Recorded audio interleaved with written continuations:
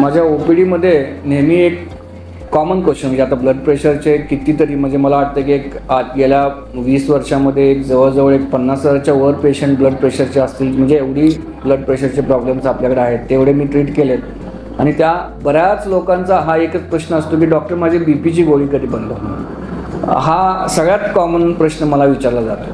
तर आता BPची गोळी कधी बंद होणार आणि BPची गोळी बंद होऊ शकते का? तर त्याचं उत्तर आहे की हो, BPची गोळी बंद होऊ शकते. पण त्याच्यासाठी आपल्याला हे समजावून घ्यावं लागेल की BPची गोळी चालू का करतो आणि BPचा कुठले कुठले प्रकार आहेत. तर एक सगळ्यात महत्त्वाचं की BP हा प्रायमरी हायपरटेन्शन आणि सेकंडरी हायपरटेन्शन अशा 2 भागामध्ये विभागला जातो.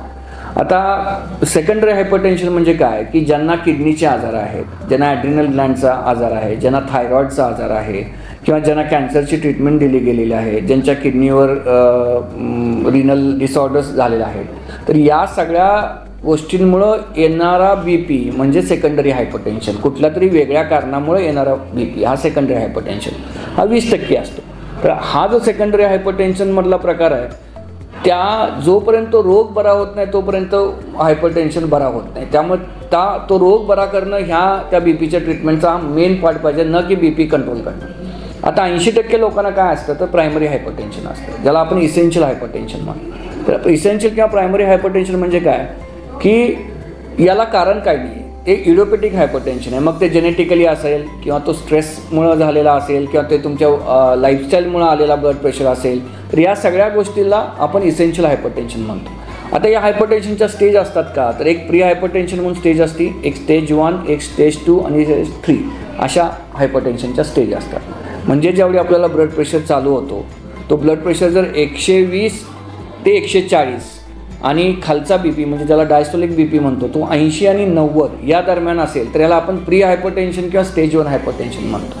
आता या हायपरटेन्शनच्या स्टेजमध्ये जर आपण व्यवस्थित गोळ्या घेतल्या, ही हायपरटेन्शनची स्टेज जर आपण डिटेक्ट केली, जर आपण ओबेज असाल म्हणजे जाड असाल तर आपले लठ्ठपणा कमी केला, आपल्या डाएटमध्ये जर सॉल्ट जास्त असेल तर ते सॉल्टचं प्रमाण आपण कमी केलं, आपण रोज व्यायाम केला, एक्सरसाइज केला, योगा केला, तर हा BP पूर्णपणे कमी होऊ शकतो का, तर होऊ शकतो. तर याला जे आपण प्री हायपरटेन्शन किंवा स्टेज 1 हायपरटेन्शन स्टेजमध्ये आपण ज्यावेळी गोळी चालू करतो आणि 6 महिने ते वर्षभर आपण या सगळ्या लाईफस्टाईल मॉडिफिकेशन्स करतो, त्यावेळी आपण BPच्या गोळीचा डोस हा एक विशिष्ट प्रकारे आपण चालू केला जातो आणि तो हळूहळू तो टेपर केला जातो. म्हणजे माझ्या प्रॅक्टिसमध्ये जवळजवळ 30% लोकांची BPची गोळी मी आजपर्यंत बंद केलेली आहे. का, तर त्यांनी या सगळ्या लाईफस्टाईल मॉडिफिकेशनला व्यवस्थित फॉलो केलेलं आहे आणि त्यांनी लाईफस्टाईल मॉडिफिकेशन जर फॉलो केलं तर BPची गोळी आपल्याला नक्कीच या स्टेजमध्ये डिटेक्ट झालेली बंद होऊ शकते. पण आपल्याला ती लाईफस्टाईल मॉडिफिकेशन करावी लागेल.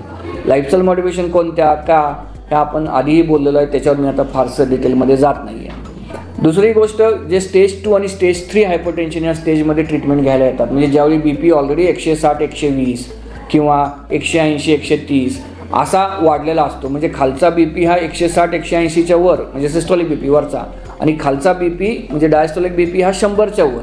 तर अशा स्टेजमध्ये ज्यावेळी आपण ब्लड प्रेशरच्या किंवा रक्तदाबाच्या गोळ्या चालू करतो त्यावेळी पूर्णपणे गोळी बंद करणं हे ह्या प्रकारच्या पेशंटमध्ये अशक्य होतं. अशा प्रकारच्या पेशंटला BPच्या गोळ्या ह्या 1 किंवा 2 प्रकारच्या नाही तर 28 प्रकारच्या BPच्या गोळ्या आहेत आणि ह्यातली कुठली चालू करायची हे अतिशय महत्त्वाचं आहे. जर आपण एखादी BPची गोळी अशी चालू केली की जी चालू केल्यानंतर कधीच बंद होऊ शकणार नाही, तर मग ती गोळी आपल्याला आयुष्यभर घ्यावी लागेल.